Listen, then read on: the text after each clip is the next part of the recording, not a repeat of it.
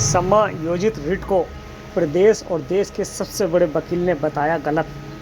साथियों, जैसे कि आप सभी जानते हैं कि समायोजित रिट के नाम पर एक व्यक्ति टीचर्स को गुमराह करके उनका झूठा वादा और लालच देकर पैसे इकट्ठे कर रहा है और प्रदेश के 22,000 टीचर्स में मात्र 110 या 120 टीचर्स उस रिट में शामिल होने जा रहे हैं। साथियों, उन 120 या 125 टीचर्स से मैं गुजारिश करूंगा कि आपने पूरे 22,000 मदरसा टीचर्स को गलत साबित करने का प्रयास किया है।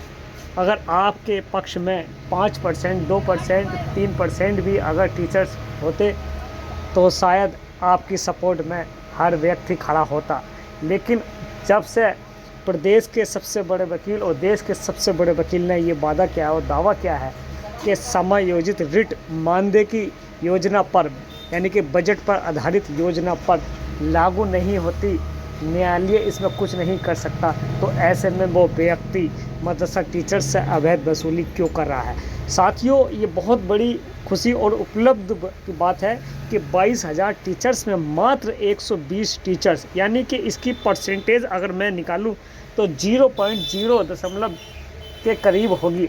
यकीनन उन टीचर्स ने ये जानबूझकर लालच में आकर जो घर बैठे हैं, जो कभी मदरसे नहीं गए, वो 120 टीचर जिन्होंने कभी मदरसा जाकर नहीं देखा, कभी नहीं पढ़ाया, और उन्होंने इस समायोजित रिट में शामिल हुए, पुनर्विचार याचिका में शामिल हुए और कोड ऑफ कंडक्ट में शामिल हुए।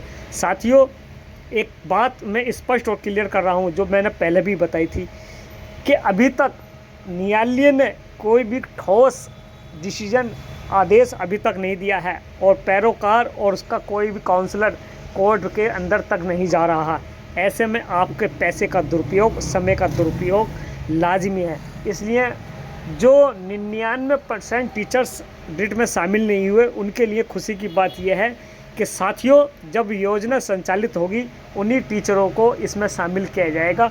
जो न्यायालय में गए होंगे उनको इस योजना में शामिल नहीं किया जाएगा।